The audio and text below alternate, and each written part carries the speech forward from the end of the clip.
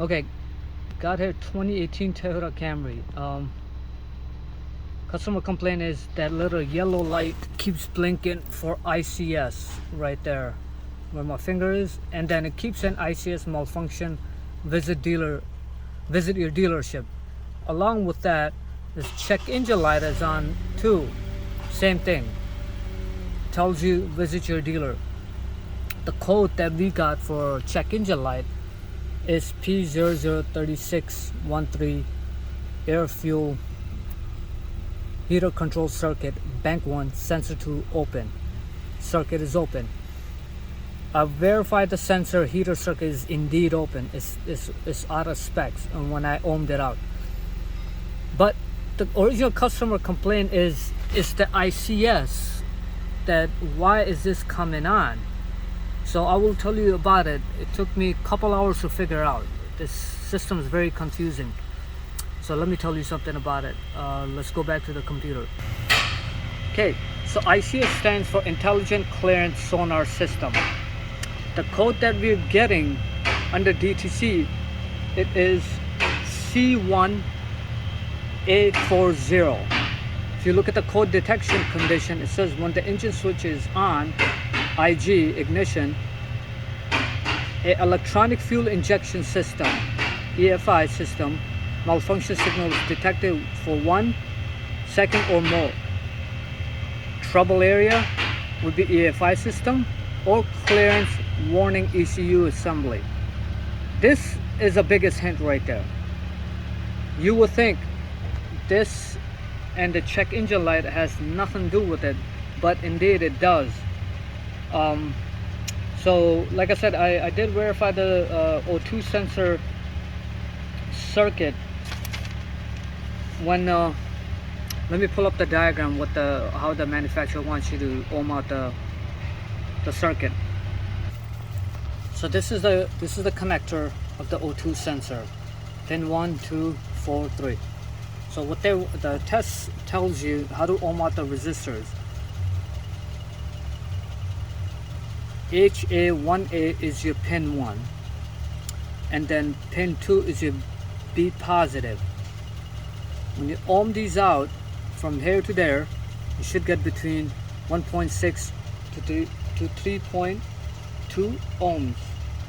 So my readings were 0.46 ohms, and the second time when I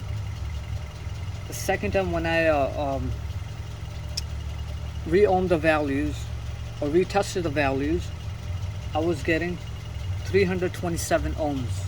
Nonetheless, it was way out of spec.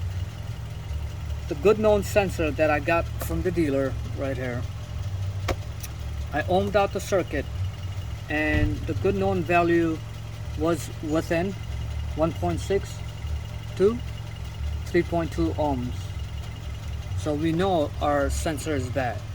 So the reason I'm making this video, if someone's chasing their tail regarding ICS system, make sure fix your check engine light on first and then try to find out what's going on with this. So what I did before replacing this part, I put my test light between the heater circuit, and when I delete the codes and turn it back on, the ICS light goes off. When you clear the code, check engine light gets turned off as well. As soon as check engine light comes on, ICS light comes on as well too. So that's another code that ICS and check engine light is somewhat related. The second time that my test light was hooked up to the circuit, I was getting the code P003612 instead of P003613. So let's let me go back to the computer, and I would delete the codes and I will hook up a test light on a heater circuit, delete the codes, and let you watch the different codes gonna appear, and this light will no longer be there. So is this light once I delete the codes. As soon as check engine light comes on, you will see both of these ICS system will go into default mode. So let me hook up the test light. Okay, so here's my setup. This is the Bank 1 sensor 2 pulse cat. Black wire, it's a heater circuit, and another black wire.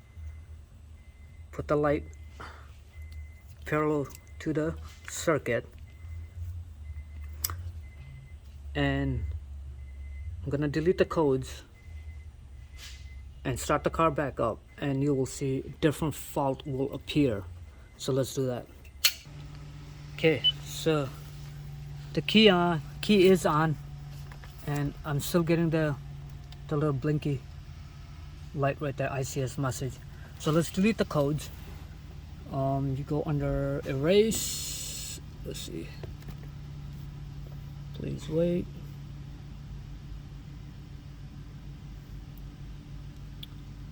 Yes, clear.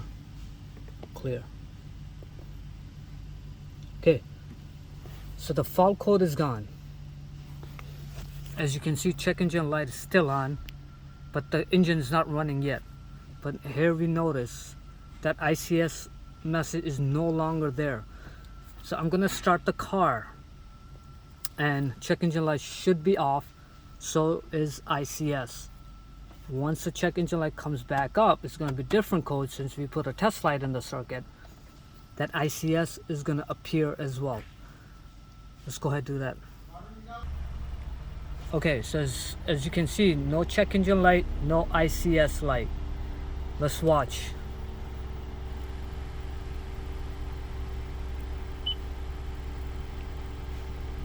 Oh, check engine light comes on, and ICS light comes on as well too. And let's see what code we get here. There you go. So now I'm getting P003612. What does that tell me? That computer is in control when it comes to heater circuit. Part of it goes. So we'll replace the sensor, and car should be good to go, and we should be able to return to a customer. Hopefully that helps someone out there who's looking for this kind of issue. Took me almost 3 to 4 hours to figure this out. System is really confusing actually, but I figured it out. Thought I'd post a video to help someone else out there, so they're not wasting their time. And that's it.